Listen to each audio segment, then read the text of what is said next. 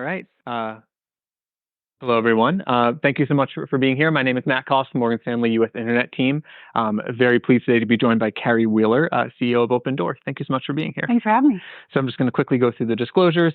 For important disclosures, please see the Morgan Stanley Research Disclosure website at morganstanley.com/researchdisclosures. If you have any questions, please reach out to your MS sales representative. All right. So maybe let's talk about online penetration. Residential real estate broadly is one of the largest TAMs of consumer expenditure, but it also is one of the lowest online penetration rates. So maybe start high level. Let's talk about why you think iBuying is the right approach to change that adoption curve. Yeah, I mean, you said it already. I mean, residential real estate is this massive market, has seen very little disruption so far, outside of discovery in terms of online transactions for real estate. And more important maybe than the size of the market is like the enormity of the problem. And for the average consumer, selling your home through the traditional listing process, pretty wretched, right? You've got to find an agent, you list your home, you got to do repairs on spec, you've got to hold a bunch of open houses. And assuming you do all that and you get a buyer that you've probably negotiated with, the chances of that transaction falling through are 1 in 4. So you start the whole thing again. So we're going after a problem that affects millions of people a year, and it's super stressful, super uncertain, and most people would say like selling your home is like a top 3, 4 stressor in life. So that's the problem set. Big market, big problem set. The reason why we think our offering is so superior is because it takes all those pain points, all that friction out of the system. It lets you have a cash offer, it lets you transact with simplicity and total certainty. There's no listings, there's no showings, there's no repairs on spec. All that stuff goes away.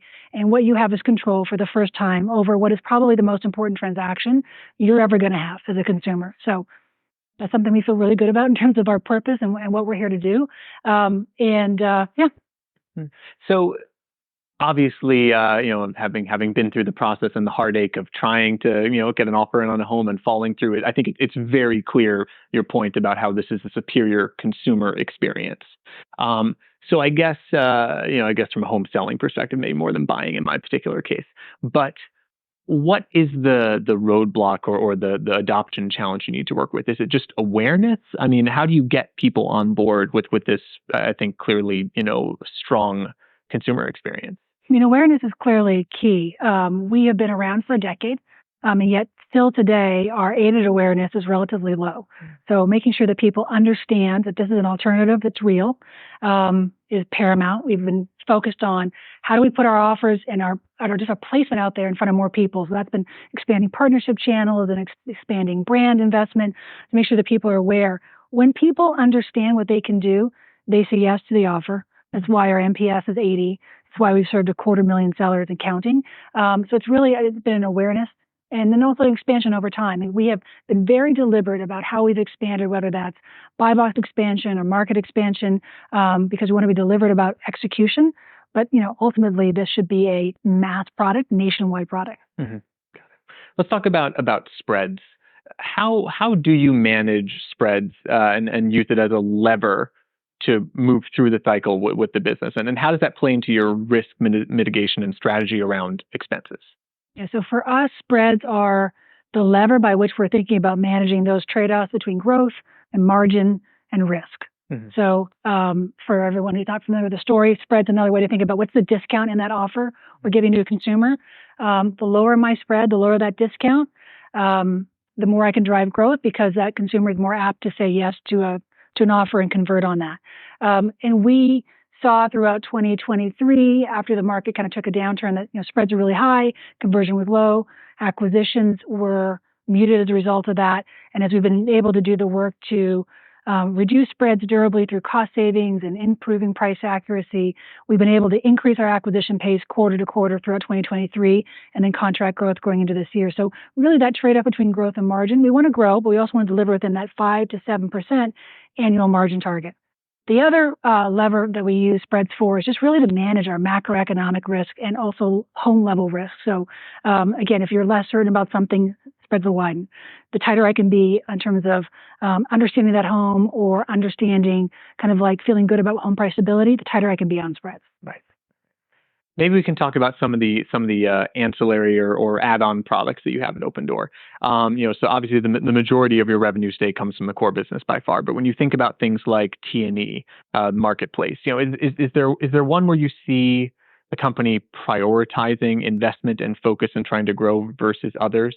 Can you talk about how they enhance your core unit economic? If there's been one watchword for us over the last, say, 18 months, really 2023 going to this year, it's like focus. We're going to focus on our core product because, as we said, it's still relatively nascent in terms of understanding, awareness, and share.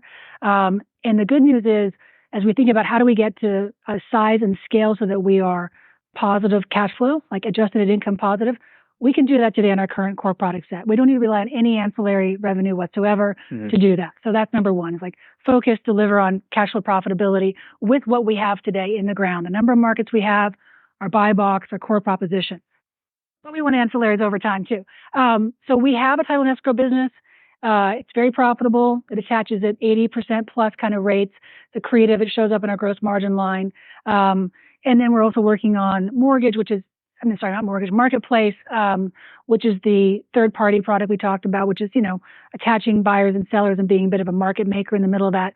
That is a longer term initiative for us. It's not going to change whether or not we are cash flow positive near medium term, but it's something that we are wed to strategically as a long term initiative for us. But I think the most important thing is, like, based on what we have today, we don't need to underwrite anything in terms of product expansion, ancillaries, to get to a level where we're cash flow sustainable and it can grow from there. Got it. So I think, just to revisit that, it would be fair to say then that it really is this very laser focus on the core product right now, and these ancillary products are things that you care about, that you intend to grow over time, but they're not the driver of the. Correct. And there's a long list of them outside the ones we talked about. I mean, we can certainly think about all the other things that come with a home transaction over time, whether that's insurance or warranty or moving or personalization.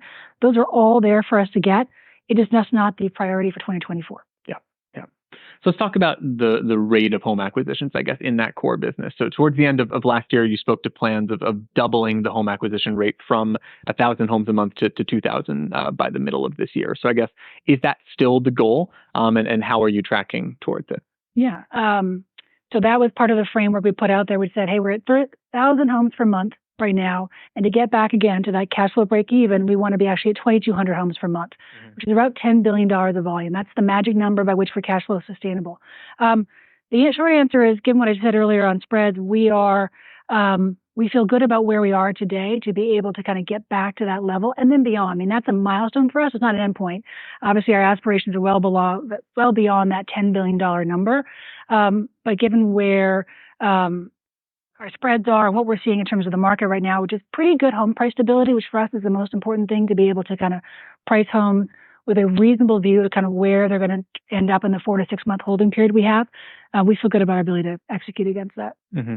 And when you look out at the market to decide, how quickly you can execute along that path of growing the rate of home acquisitions, what are the metrics that you're looking at? Because the first thing that comes to my mind is homes available for sale. But of course, you're also trying to create willingness to sell by offering a superior product. So I guess, what are you watching to determine, hey, over the next 6 to 12 months or 12 to 18 months or whatever time period it is, we have confidence to go out to the market or to investors and say we can grow to 1,000, 1,500, 2,000 a month? What tells you that that's in the cards? Well, a couple of things. First of all, there's a lot of focus on what's happened with the transaction velocity.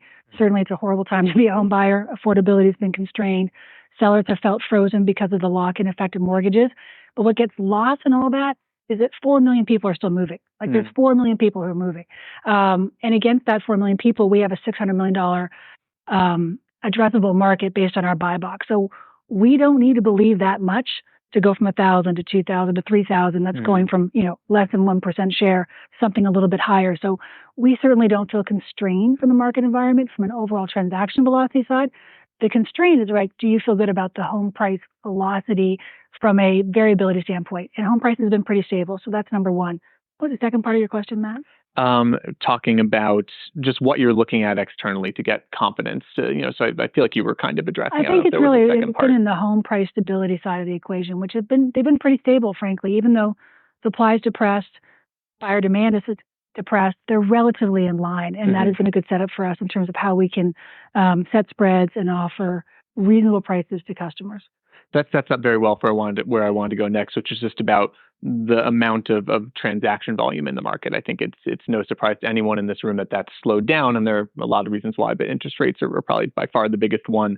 I guess, do you have a view at Opendoor on what rate level we would need to see a meaningful increase in the amount of homes available for sale, or is that even the right metric for us to think about as sort of like the milestone we need to hit? Yeah, I mean, really kind of bringing back to the earlier comment, we care most about what is the trajectory for home prices and how stable are those home prices. Again, we're a small player in what is an enormous market.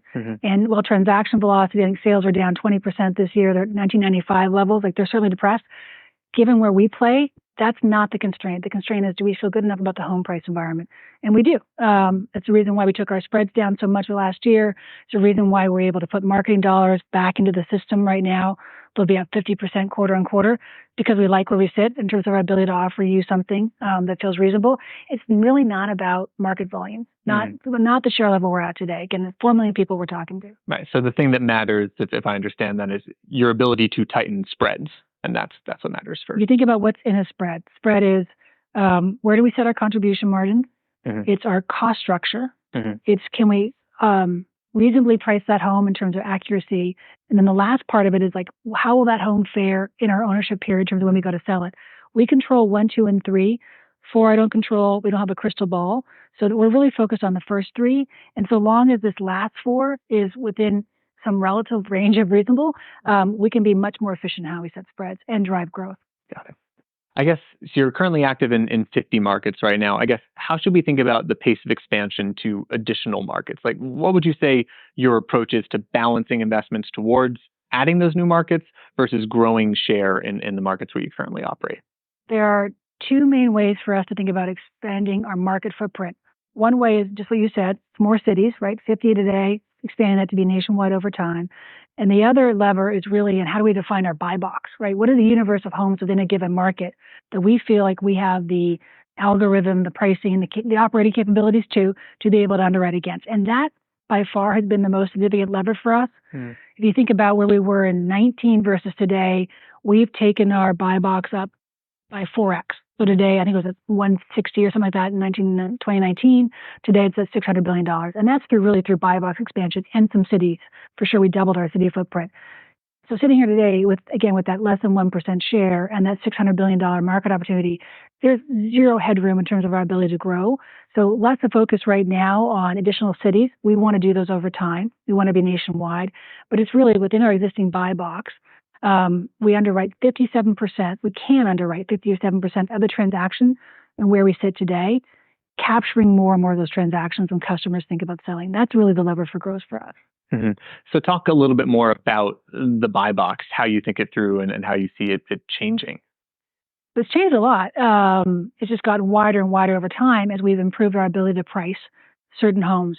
We define it by price point. We don't want to be too low, not too high, a little bit of Goldilocks, just right. And that varies by market. So we want to be in the most liquid part of the market when we think about pricing. It can also be constrained by age. It can be constrained by, for a home that we can't price it because there are enough comparables in the market. It's not dense enough. There's not enough liquidity.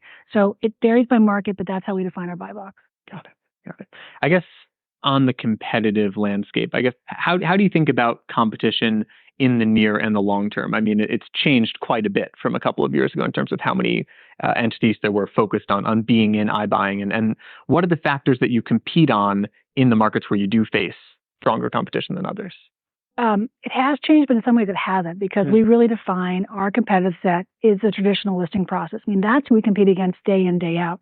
If you're coming to us and asking us for an offer, you're either going to take our offer, odds are, or you're going to list your home on the MLS and go the traditional route. And so that's those 99% of offline transactions is our competitive set. And you love that. You love that setup for us because we think what we offer is vastly superior. You're referring to players who are in the market, who may have left the market, in the last couple of years, given some of the shakeout, or people who are pivoting away from the market.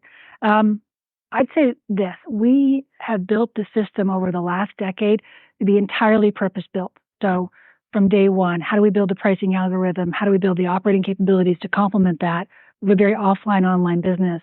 And we really stand alone today to be able to deliver that at the scale we do so. There really is no competitive set that we think about doing what we do at the scale we can do it. Mm-hmm.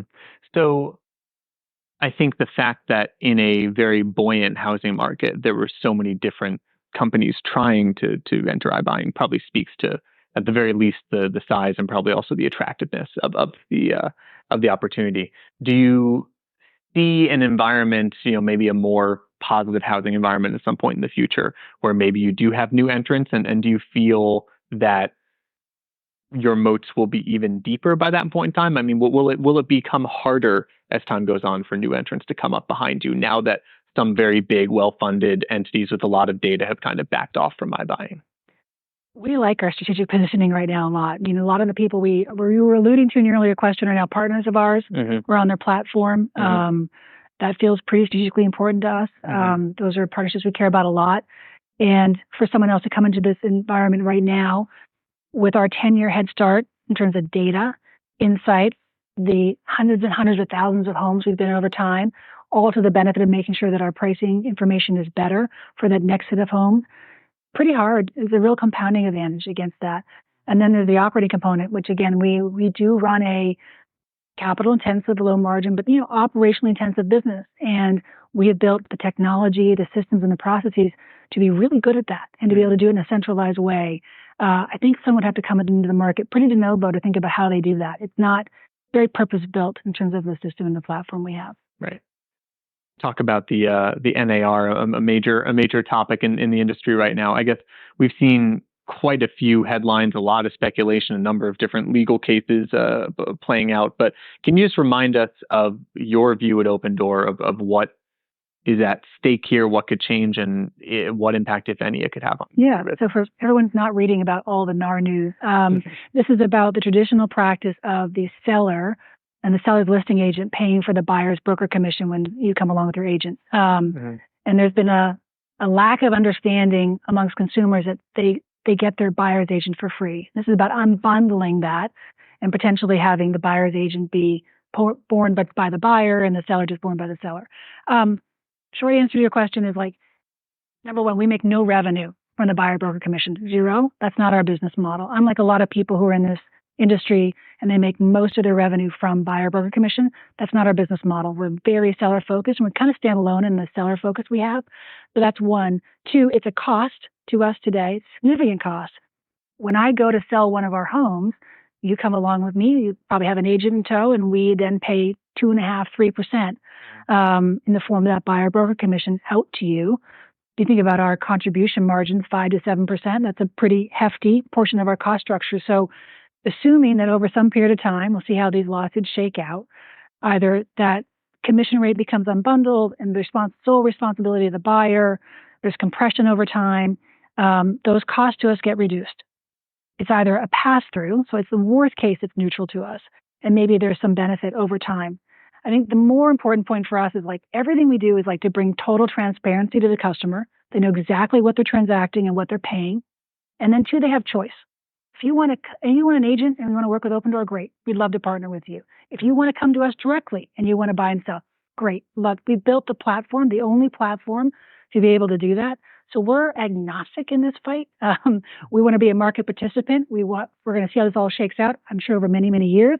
But it's not a cost. It's not a threat to us in any way. It may be a benefit. Right. So I think you just explained very well how it's a cost on the back end, the fee that you pay to the buyer's agent when you sell a home. Right. But is the service fee that you charge effectively when you buy a home from a home seller, is that in any way linked or connected economically to the rate that a home seller might pay to a listing agent? And if that fee goes down, could there be some pressure on the service fee? There could be, but again, that would be a pass-through for us, right? We would pay less in cost and we would take down the revenues. I think it's net neutral long-term for us. Yeah, fair enough. So I guess in the past, you've talked about leveraging AI to drive operational excellence. Maybe let's talk about that. It's been a very, very big topic over the past 12 months. I guess, how are you using AI today? And where is there room to put in more use cases for AI going forward? It's a big topic for us too, internally, as you might imagine. Everyone's talking about it. We've been using AI really since inception in our pricing algorithm, like neural networks and machine learning, what have you. We see broad application of AI across our entire business in pricing, in operating excellence and inventory management. On the pricing side, we are using AI to take imagery in the form of video or pictures, or sometimes we're using the ability to capture conversation with customers and be able to take all that information in a way that is more structured, and feed that back in so we understand home condition level better, and we can feed that back into having more accurate offers. So there's a huge amount of work around improving price accuracy vis-a-vis AI. One example is applying LiDAR in all our homes so that we can understand square footage very accurately, which is it's a huge input into thinking about how you price a home. And also not just understanding square footage, but understanding layout. You might have 3,000 square foot home, but you might have a funky layout, and that might really impact marketability. That's something maybe we won't know until we own the home, but now we can understand that. We can understand, wow, this is going to be a tougher sell potentially because of the way it's laid out, sunken living room, who knows, right? We can now understand those things better using AI. So we're excited to start to do more of that on the pricing side. On the operations side, we're building Copilot for our home project managers. These are our colleagues who are in the field who are understanding, like, what do I have to do to get this home sale ready and back on market so I can list it? What's the repair we need to do? And having something in their pocket, so to speak, in the form of a Copilot that allows them to scope home repairs and make sure that the full set of questions are being asked, and then also to understand how to quickly price it and be able to kind of generate a work order very, very quickly. We're excited about doing more and more of that. And the last thing is on inventory management. We've done a lot of work to understand home condition better. Do we really understand relative and absolute home condition so that, again, we can make sure that we are turning homes quickly, we're pricing accurately. Mm-hmm. So a lot of application for us on AI. That's interesting, I guess, on understanding, for example, the layout of the home or the condition of the home. A lot of that is I guess, both capturing information and analyzing it more quickly than you were in the past. Is that the right way to think about the role that AI plays in those particular functions? Or you think you're right. Like, so today, for example, we'd have a home project manager do what we call a day one walk. We own this home now, and now we got to figure out. Well, we scoped the repairs during the assessment process, but now we own it. Now we really got to make sure that we understand home condition, and the pictures are off the wall, the furniture's moved out, looks a little different. So now that HPM, home project manager, can walk through and potentially, with the benefit of AI, can understand, instead of looking down the iPad as they do a checklist, they can be looking around and being cued by AI. Here are all the things. They'll be taking pictures and imagery. AI may capture things that the average person might miss as they do a full house walkthrough. They may be cued as they get more information. Oh, what about this? What about this? They may catch things that are different. And they can also hold themselves to repair standards that today, definitely take some layer of human judgment. So again, this is about bringing more systematic tools and processes to the system. Mm-hmm. So, those are just a bunch of examples. We're definitely thinking about chatbots for customers. We can offer a more personalized experience to the home seller who shows up, answer more questions. We're seeing early signs that actually improves conversion. And by the way, there's a lot of paper in real estate. There's a lot of paper in the title business. So intelligent document processing, being able to ingest, HOA, homeowners association documents, and being able to do that with AI. There's lots of benefits for us. I'm sure a lot of people would love to have an AI to deal with their HOA. So on the partnership side, you were talking about this before, and I think it's a really important point. So you have a number of important strategic partnerships, including with companies like Zillow and Redfin. I guess they've been a growing source of home acquisitions. How do you think about the opportunity to expand those partnerships? And is there a mix that you're thinking of long term between partner sourced versus organically sourced? Yeah, partnerships channels, you said it. They're a meaningful part of our business, a meaningful part of our acquisition volume.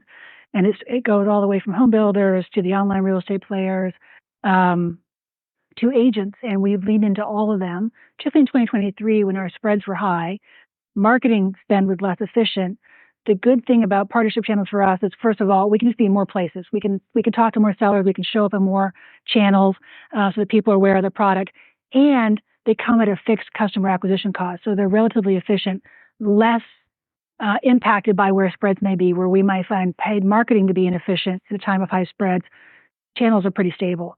So we, on the online real estate side, last year was about ramping Zillow. We had 2 markets going to 45. Now it's ramped. We re-extended our partnership with Redfin.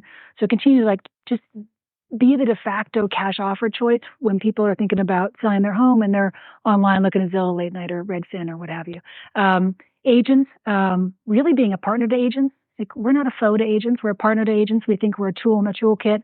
And agents now understand I show up for a listing appointment and I have an Opendoor offer and I have the listing option for that customer.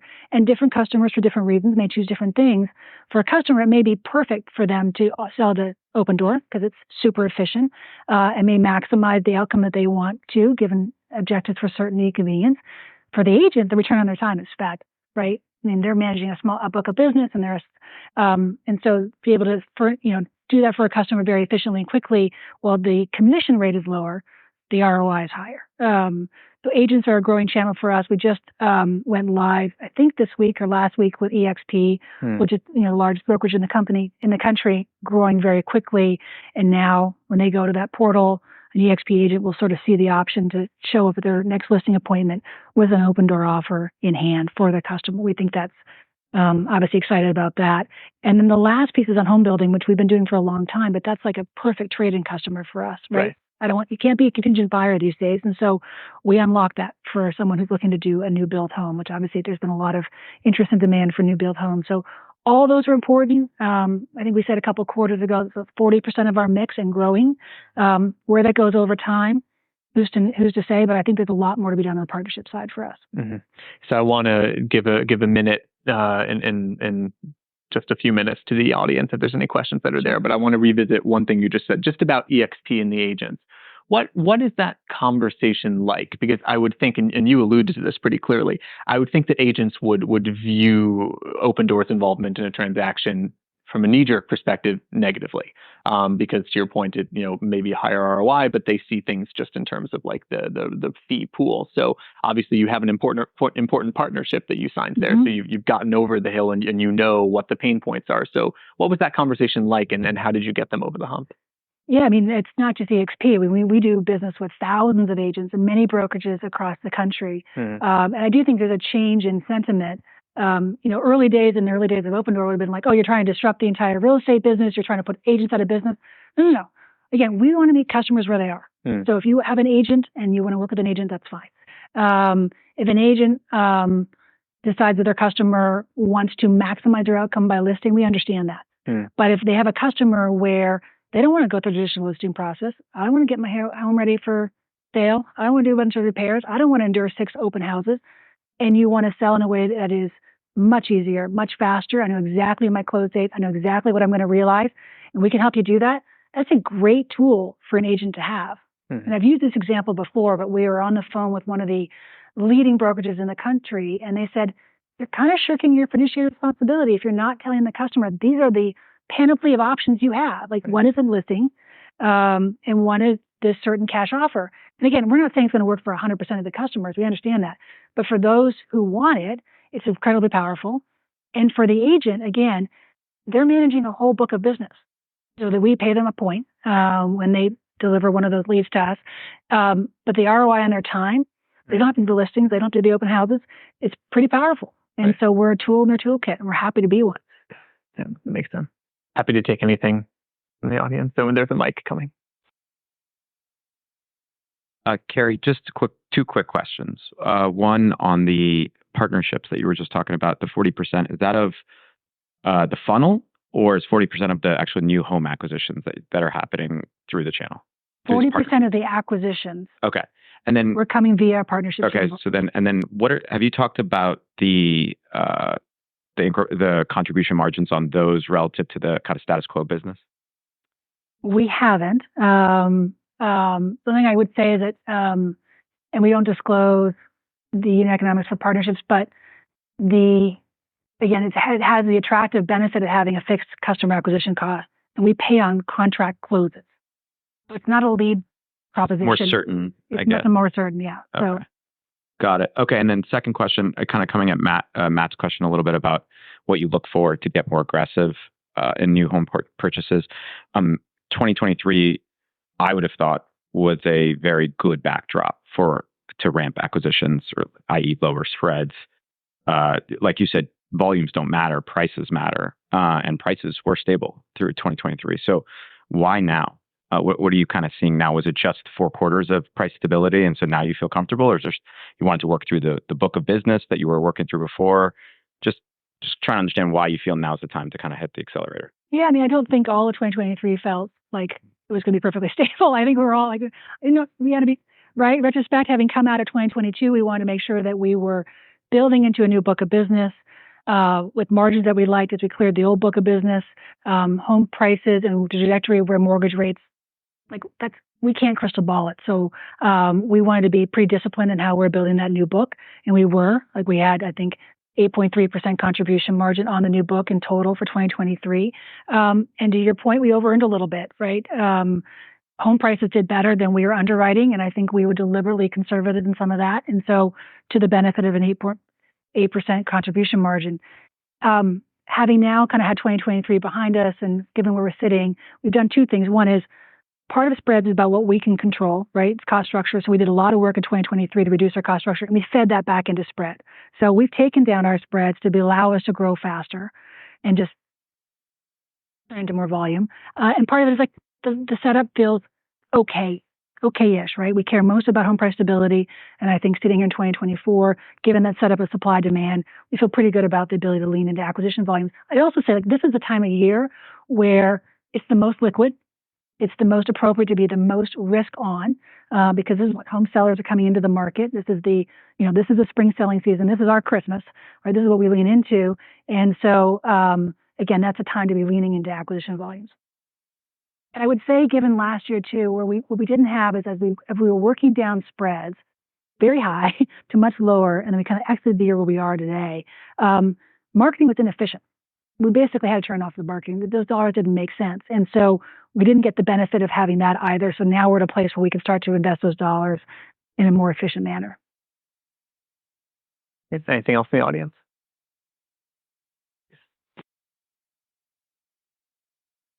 Yes, I almost want to ask the opposite side of that question, which is like if I had to guess a year ago, I would probably guess like today we'd be closer to that 2,000 homes a month kind of pace than we are right now. So I guess like I'd love to understand what has driven that sort of like a slower recovery in the purchase volume and like the acceleration throughout the rest of the year. Does that reflect sort of, our intention to kind of take risk back up slowly, or does it reflect like operational reasons, like it just can't mechanically happen that quickly?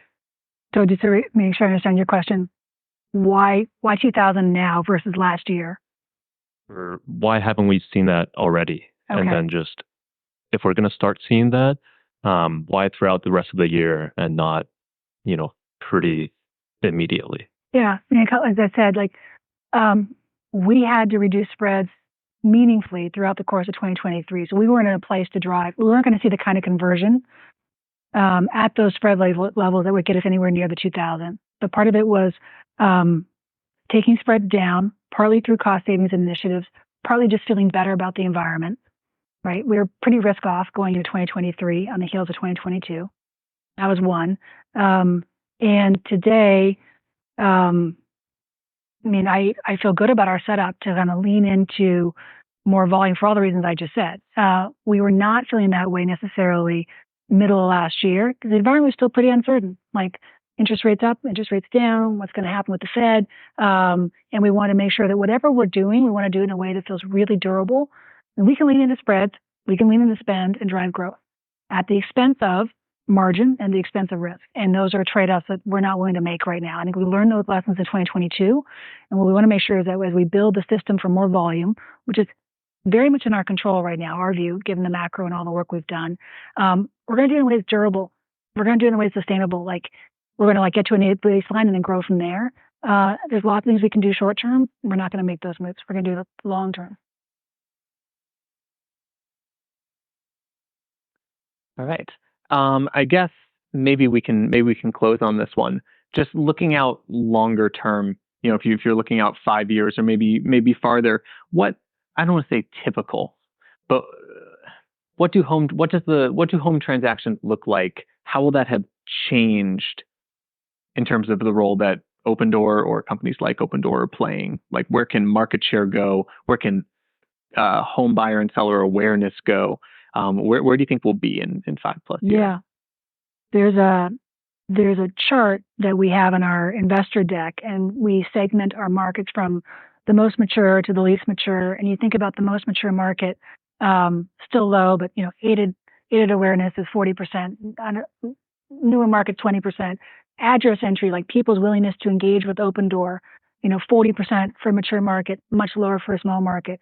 10 years from now, I hope those charts are like irrelevant, because everyone should start their selling journey with an offer from Opendoor. Like, that should be paramount. I think everyone should be typing their address in. We shouldn't be capturing 40. We should be capturing 90% of people in the markets we're in. So everyone is starting their selling journey on our platform to understand, like, what do I really own? What's the value of it?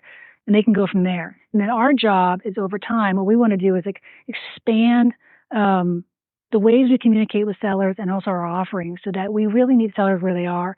If you want a cash offer, great. If you want to list your home with the certainty of the cash offer in your pocket, we can do that too. If you want to put your home in the marketplace, fine. We should be meeting sellers where they are. And that's really our vision. Like 10 years from now, it'll be a verb. You'll be starting, it'll be top of mind. You will be starting your home journey with Opendoor. And then we are servicing all sellers. And so our product is, maybe less spread dependent depending on what channel you use. And our market share, obviously, much higher. Great. We can close there. Thank you so much for being here. Thank you. Thanks for having me.